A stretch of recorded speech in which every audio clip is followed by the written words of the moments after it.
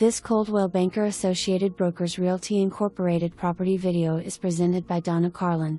This is a very well-maintained 4-bedroom, 3-bath home in a convenient Morningside location, close to schools and shopping. The woodwork and hardwood floors are amazing. It has spacious room sizes and an updated kitchen with oak cabinets. The whole house has been freshly painted in neutral colors. It boasts of a large dining room with French doors both to the living room and walkout to the deck. There are wonderful built-in bookshelves in the main living room area as well. The home has all new windows, and much of the electrical and the plumbing main stack has all been replaced in recent years. It also has new roof and gutters and downspouts in 2017.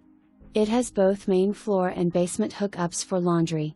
The basement has a new vanity and stool in the 3/4 bath, and a bonus room in the basement is currently used as a 5th bedroom, however it does not have an egress window.